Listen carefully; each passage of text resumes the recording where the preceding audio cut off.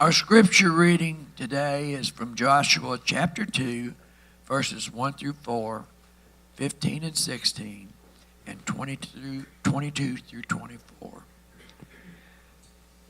And Joshua, Nun's son, secretly sent 2 men as spies from Shittim. He said, Go look over the land, especially Jericho. They set out and entered the house of a prostitute named Rahab. They bedded down there. Someone told the king of Jericho, "Men from the Israelites have come here tonight to spy on the land." So the king of Jericho sent word to Rahab, "Send out the men who came to you, the ones who came to your house, because they have come to spy on the entire land." But the woman had taken the 2 men and hidden them. Then she said, "Of course the men came to me, but I didn't know where they were from." So she lowered the spies on a rope through the window. Her house was on the outer side of the city wall, and she lived inside the wall. Then she said to them, "Go forward the highlands so that those chasing you don't run into you. Hide there for 3 days until those chasing you return. Then you may go on your way." The spies went out and entered the highlands. They stayed there for 3 days until those chasing them came back. Those chasing them had searched all along the road but never found them. Then the 2 men came back down from the highlands. They crossed the Jordan and came to Joshua, Nun's son. They told him everything that had happened to them. They said to Joshua, "The Lord has definitely given the entire land into our power. In addition, all of the land's population has melted down in fear because of us." Well, this morning we conclude, and especially for those of you visiting for the first time, we have been doing a series called Finding God in Disney. That is why we began our service singing "It's a Small World," and our prayer song was to the tune of a Disney tune as well. This morning we conclude that series, and perhaps appropriately so. For Disney is indeed known as the happiest place on earth. But our reality is that in truth, we are not living in the happiest times on earth or the happiest place in these, our United States. Some nationalists might argue that our country is the greatest in the world.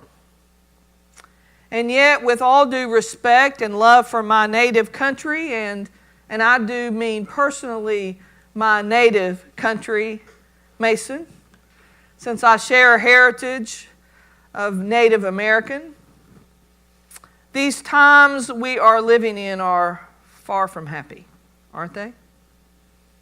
And for the record, I had written these words before this week's tragedies and demonstrations of hate crimes and exclusions and actions in our great country.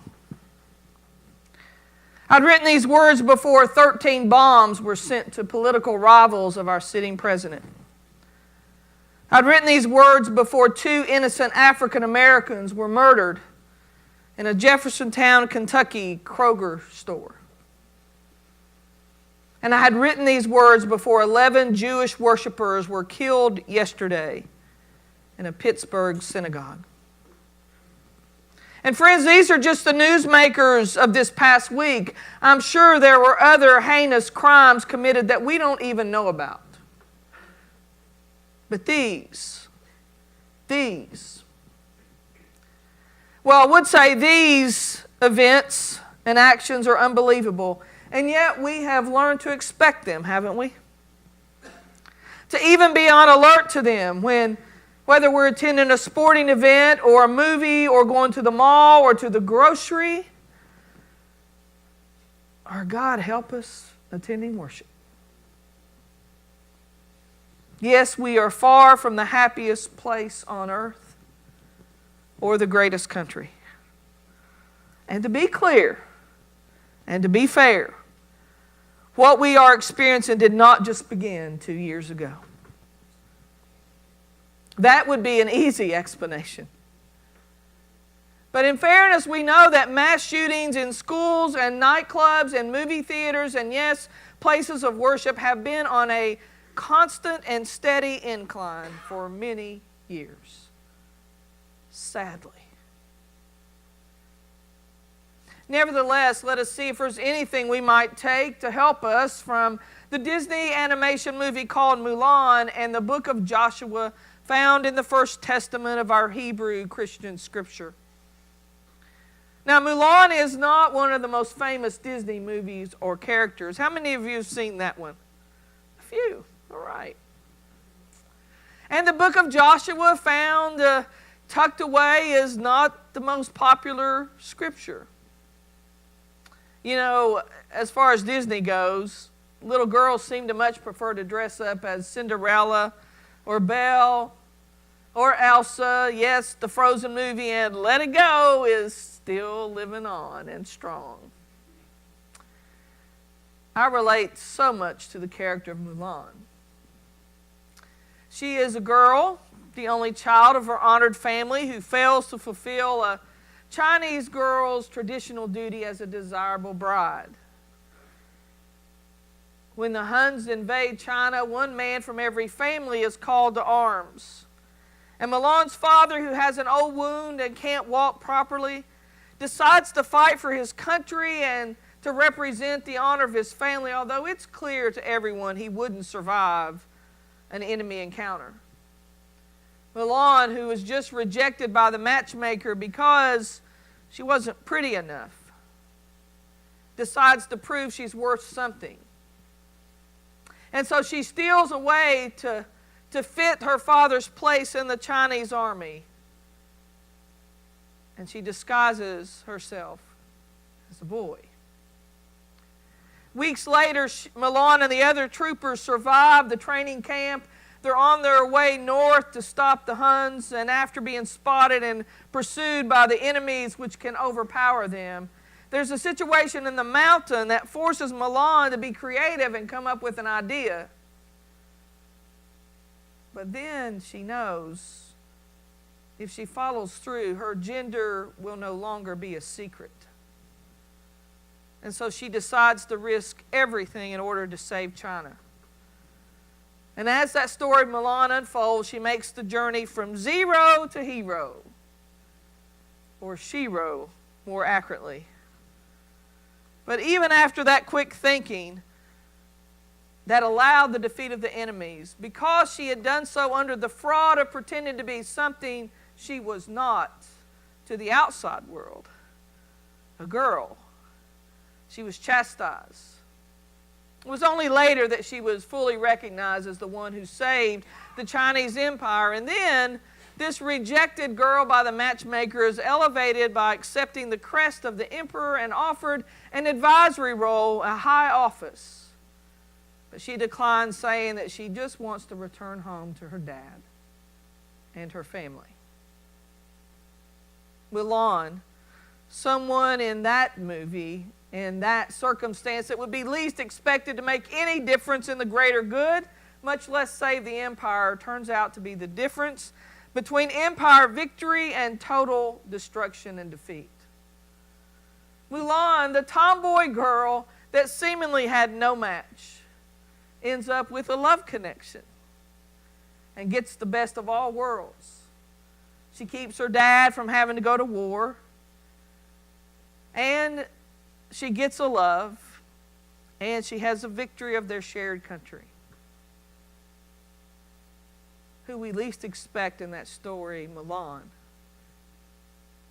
saves the country. And then we turn to our scripture story. We have yet another unlikely shero, another woman, by the way. A woman named Rahab, and identified in most circles as Rahab the prostitute. Now, the truth is, this definition has been debated. Wow, wouldn't that be a terrible legacy? You made your way in the Bible, and everybody refers to you as Rahab the prostitute. The word's been debated because the Hebrew word actually has multiple meanings, but it does seem that Rahab might have been a prostitute by way of the Greek word that's used in the New Testament when they referred to Rahab. And more on that in just a bit. So Rahab, Bob read the story, has a house that sits on the outside entrance of Jericho. And you may know the song, Joshua fit the battle of Jericho. Jericho, y'all know it? Jericho. Joshua fit the battle of Jericho, and the walls came crumbling down. That's right. Some other folks went to Bible school up in here. But before Joshua fit that battle, and my apologies to Deb and Rita who are professors of English, but before Joshua fit the battle, he needed a strategy, for they were outnumbered. So he sent some spies ahead, and as the story of Rahab goes, she can see who's entering the city before they get there.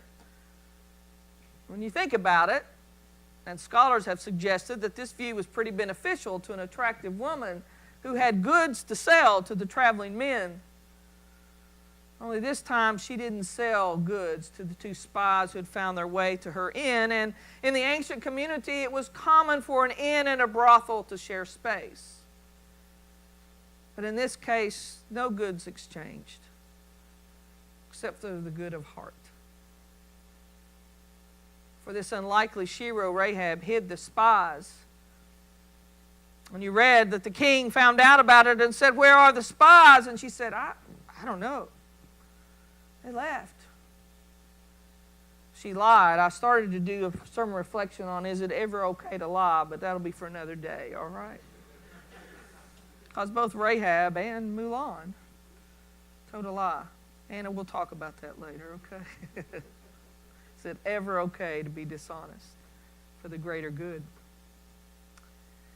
Well, Rahab didn't make this gesture for an expected return favor, but when they did leave, they said, "Listen, you hang a crimson cord out the window, and if there is a big war and a massacre, we'll know to spare you and your family."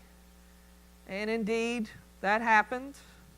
The massacre occurred, and Rahab and her family were spared when the city of Jericho came crumbling down. Rahab later married and bore a son, Boaz. And in Matthew's gospel, Rahab is tied to the genealogy of Jesus, thereby cementing Rahab's place in our ancestral holy story as a woman of high value.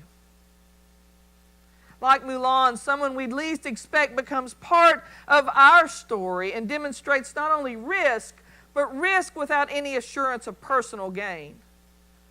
Rahab, a woman of the night, and I would guess sometimes day. Rahab, who we would least expect to play an important role in the rescue of the Jewish people at an important time in the history of that community. Rahab and Mulan, we would least expect either difference, wouldn't we? And I would guess the same could be said for many folks across our history. We know a lot of them. Indeed, some of them are right in this space. And I'd like to reflect on just a few that I know that are not in this space from Lexington.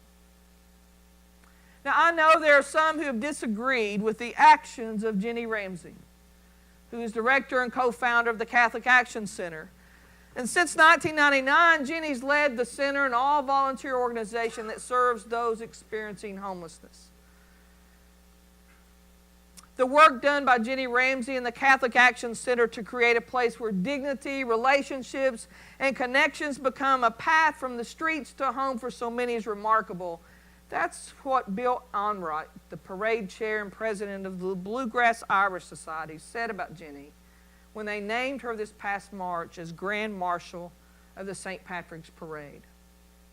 He continued, "Jenny Ramsey is a wonderful example of someone who lives each day the principles we admire." And Jenny responded by saying, "It's been my honor and blessing to be part of this ministry and see daily the goodness and compassion of our community."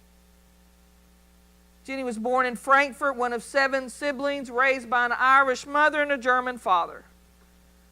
She worked as an accountant for 29 years until she says her heart was drawn to the plight of the, quote, invisible and disconnected brothers and sisters on the streets. In 1995, she was asked by Lexington Mayor Pam Miller to form the Faith and Community Task Force on Welfare Reform, which brought community members together to address the gaps and changes in services for those living in dire poverty. And it was that experience, she says, with that task force that demonstrated the community could lessen the suffering and isolation to those in need as a complement to the other services offered in our community. And she said, when I laid my head down at night, I knew the hands and hearts were there to make this happen. And we had an obligation to respond. And since its inception, this all-volunteer group of individuals has supported the Catholic Action Center. More than 12,000 volunteers each year, have provided almost 6 million meals and almost 1 million room nights of shelter, along with clothing and laundry and mail service and phone service to those without permanent housing, all with limited to no government funding, but the support of community and community volunteers. Now listen, this out of the government mode has not always been popular, even among other civic leaders that I greatly respect. Yet in my view, Jenny Ramsey is the Mother Teresa of our community. She works tirelessly, and if you've watched her over the years, and I hope she's not upset with me about this if she sees and hears this, because if you watched her over the years, the stress of this ministry has taken its toll on her. And I know the sacrifice of being a pastor and what that takes from your personal time and your family time and the stress of balancing needs and wants and time and abilities to serve. And that's not anywhere close to the scale of the faces and issues that Jenny sees and deals with day in and day out. An accountant, friends, not a pastor. An accountant, not an elected leader. An accountant, not someone leading a government agency that focuses on homelessness or addiction, although all those are good as well. But here was this person settled in a comfortable position with a good economic living. Someone most would least expect to become the face of advocacy for truly the least among us, dedicating her life to do the dirty work, so to speak. And I would claim doing God's work in a very real and tangible and meaningful way. Jenny gains the trust of homeless community better than anyone I know. And a close second is my friend Deborah Hensley. Deborah has befriended some of the toughest, homeless, isolated, desolate people in our community and convinced them to allow her to help them get them into permanent housing. And I could share stories with you that Deborah shared with me, but I won't, mostly because Deborah has never helped others for recognition. This insurance agent in our community has a heart that won't allow her to stand by in her privilege and comfort while others are hurting. And Deborah's equally invested in justice of all kinds and is co-founder along with another friend of mine, Ernesto Scorsoni. Deborah and Ernesto founded Just Fund Kentucky, an organization that has raised and distributed hundreds of thousands of dollars across our Commonwealth to educate and support the LGBTQ community, education and programs and initiatives. It is a far-reaching legacy that will live far beyond any of our lifetimes. So I went down to my computer last night after the shootings and added this last part or this section. For it struck me after yesterday's horrific shooting in Pittsburgh that the local people I had included in this reflection, Jenny, Deborah, and Ernesto, are 2 Christians and a Jew, working together side by side in our community to make it a better place. an accountant, an insurance agent, and a judge. All white. All admittedly, if you talk to them, they would tell you forthright that they have economic and education and race privilege. But along the way, they made a choice to matter. Who would expect normal, everyday people to make such a difference? Who would expect the likes of Milan and Rahab, of Jenny and Deborah and Ernesto? Who would expect? Well, I have an idea. I don't know if the friends and family of this Disney character, of this biblical character, or these folks in our community, I don't know if they expected them to make a difference. But I'm pretty sure who does expect them and us to make a difference. And that is our Creator. God has created every single one of us to make a difference. A difference beyond our own lives and beyond our own self-interest. And as tempting as it is for us to make excuses and reasons why we can't, we're too young, we're too old, we're too busy, we're too bored, we're too broke, we're too incompetent, we're too whatever you want to fill the blank in with. And God says, we are more than our excuses. Friends, the world needs every single one of us to make an attempt to change our world. And sometimes it's slow going. It's one person at a time. It's standing up when you hear the joke. It's standing up when you see the injustice. It's sometimes sitting at the table with folks you'd really rather not be there with.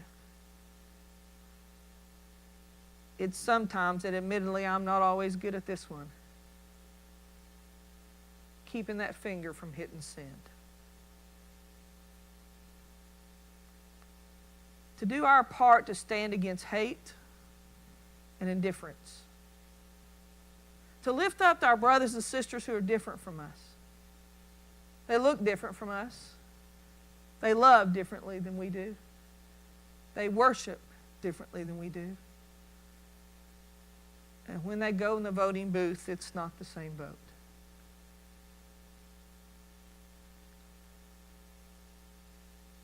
We do have to find a way to come together. And it's not easy, is it? We've got to roll up our sleeves. We've got to suffer the inconvenience on our time and our resources. And we've got to get down and do the dirty work. God's work. We've got to do what some might least expect us to do. Change our life. Adjust our priorities. Join with others, perhaps right here at Bluegrass United Church of Christ, to silence racism and anti-Semitism and sexism. To challenge in love people who are homophobic and extremists of every kind on both sides of our politics. Brothers and sisters, I'm the first one to recognize that we can't and we don't live in Disney World. But with God's help, surely we can get a lot closer to becoming a place of love and peace and justice and hope. Even in times and with people that we least expect. With God's help, we can't give up hope. And we can't give in to what our part is.